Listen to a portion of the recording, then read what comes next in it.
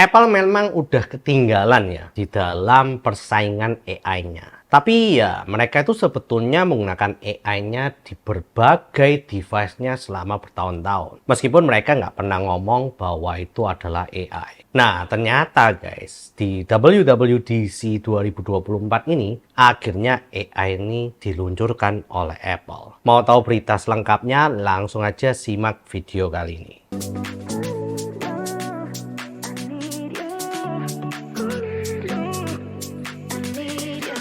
Yo guys, balik lagi dengan Billy di sini, dan kali ini saya ingin membahas tentang pendapat saya mengenai AI di Apple, yaitu Apple Intelligence. Oke, jadi ya Apple ini akhirnya telah meluncurkan AI-nya yang dinamakan Apple Intelligence. Dan di WWDC 2024 itu, Apple Intelligence ini yang menjadi sorotan banyak orang. Ya memang sih AI ini nggak seberapa diluncurkan ya oleh Apple pada awal-awal peluncurannya ChatGPT, Copilot Plus di Windows dan lain-lain.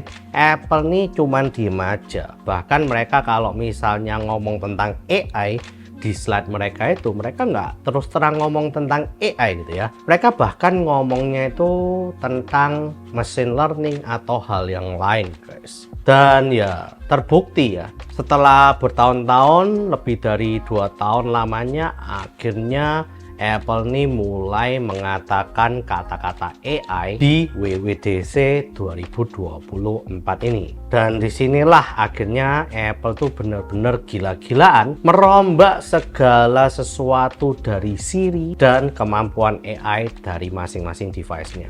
Ya memang sih Apple ini telatnya itu mungkin kalau dihitung lebih dari 2 tahun ya guys tentang AI ini. Bahkan ketika AI lagi naik-naiknya, Apple ini cuman diem aja. Ditanya tentang AI juga mereka ngomong nggak ada gitu loh. Tapi sekarang ternyata AI ini bener-bener menjadi pusat perhatian di Apple. Bahkan mereka di setengah waktu dari WWDC 2024-nya itu, mereka benar-benar membahas tentang Apple Intelligence ini seintensif mungkin guys. Dan menurut saya Apple ini melakukan hal yang benar guys. Mereka ingin mengintegrasikan semua kemampuan AI di Apple tuh di semua device-nya. Terbukti ya, mulai dari iPhone 15 Pro ke atas, dan juga lalu iPad dan Mac OS yang memiliki chipset M chip ya. Jadi mulai dari M1 sampai yang paling terbaru itu semuanya bisa menjalankan Apple Intelligence. Nah mungkin kalian ngomong M1 itu TOPS-nya itu di bawah iPhone 13 bahkan 14 yang biasa gitu ya, apalagi iPhone 15 biasa. Tapi kenapa kok iPhone 15 biasa itu juga tidak dimasukkan oleh Apple bisa menggunakan Apple Intelligence? Ternyata alasannya bukan di NPU-nya guys. NPU-nya sih menurut saya masih bisa ya, tapi yang masalah adalah memorinya. Nah, mulai iPhone 15 Pro ke atas itu memorinya itu sudah 8 GB. Dimana ya M1 yang chip itu memorinya juga udah 8 GB ya, yang paling minimum. Dan menurut saya memori 8 GB itu adalah syarat minimum oleh Apple supaya kalian bisa menggunakan Apple Intelligence. Dan Apple Intelligence ini canggihnya adalah mereka benar-benar terintegrasi ke banyak device ya guys. Jadi nggak cuman di satu device, tapi sudah di berbagai macam device-nya. Selain itu integrasinya juga cukup oke banget, karena ya mereka itu menggantikan Siri ya. Dan Siri yang ada di iPhone, iPad, dan juga macOS itu semuanya udah menggunakan Apple Intelligence. Dan mereka juga dijalankan melalui large language model yang udah tertanam di dalam device-nya masing-masing. Jadi privasinya katanya sih bener-bener aman banget. Nah, kalau misalnya hal yang kita tanyakan pada Siri itu lebih susah dan butuh pemrosesan yang lebih, maka Apple akan menggunakan private cloud computing yang katanya sih jauh lebih aman ya guys daripada yang punyanya lainnya, karena private cloud computingnya ini tidak men-store data dan hanya menggunakan kemampuan CPU, NPU, dan lain-lainnya itu secara khusus kepada device yang Apple kita itu ya guys. Jadi untuk informasi apapun itu nggak sampai direcord dan disimpan di private cloud computing yang dimiliki oleh Apple itu. Lalu Apple juga memperkenalkan bahwa jika ada pertanyaan khusus yang masih tidak bisa dijawab oleh private cloud computing mereka, maka mereka memberikan option ketiga dari third party, yaitu adalah ChatGPT guys. Ya, ChatGPT ini ternyata bekerja sama dengan Apple dan mereka memberikan kemampuan tersebut pada Apple Intelligence ini. Nah, setiap kali kalau misalnya nggak bisa dijawab oleh Apple Intelligence, maka AI-nya dari Apple ini akan menanyakan bahwa kira-kira mau nggak dibantu oleh ChatGPT. Nah, di sana ada pilihan ya dan tidak. Nah, kalau kalian memilih ya, maka datanya akan dikirim ke ChatGPT, diproses dan dikembalikan. Nah, tapi katanya sih menurut orang yang udah tanya oleh Craig Federighi, itu katanya meskipun udah dikasih ke ChatGPT-nya ini tidak akan menyimpan data dari pertanyaan kita. Jadi ya apapun yang kita tanyakan itu akan selalu dihapus ya oleh ChatGPT dan tidak akan disimpan di ChatGPT tersebut. Jadi relatif lebih aman. Data-data yang kita punya, rahasianya itu akan lebih aman di Apple Intelligence ini guys. Nah, untuk kemampuannya sih menurut saya juga udah oke banget. Kalian bisa menanyakan sesuatu dan juga Siri itu lebih aware ya. Jadi kalau misalnya kalian tanya mau ngomong ternyata salah, ternyata ini, Siri itu bisa lebih mengerti kata-kata yang kita maksud. Lalu juga untuk konteks gambar, Siri itu juga lebih pintar dan bisa membaca teks yang kita tulis secara langsung. Jadi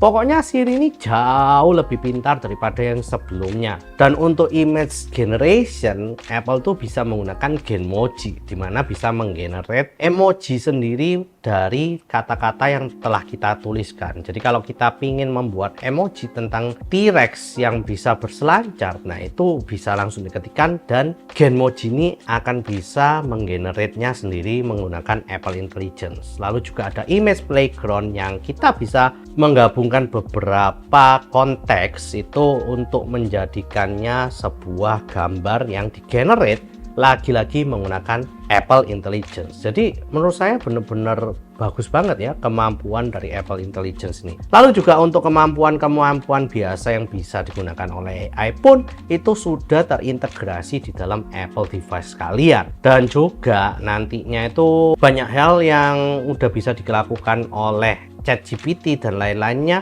Apple ini akan bisa melakukannya. Oh ya, untuk image eraser yang ada di Google pun itu juga bakalan ada di Apple dengan nama Cleanup guys. Jadi banyak banget yang akan bisa kita lakukan di iOS 18 ini karena yaitu Apple Intelligence ini akan mulai memasuki device dari Apple kalian, mulai dari iPhone, iPad, dan juga macOS kalian atau MacBook atau whatever it is lah. Nah, jadi ya menurut saya iOS 18 ini bener-bener gila banget karena Apple ini udah akhirnya mengintegrasikan semuanya ini ke dalam semua ekosistem device dari Apple kalian. Dan disinilah akhirnya ya mungkin ini adalah semacam Siri generasi kedua ya, yang nantinya bakalan ditiru oleh banyak brand seperti Google, Microsoft, dan lain-lainnya supaya bisa menyaingi Apple Intelligence ini guys. Karena ya kalian tentu tahu lah ya,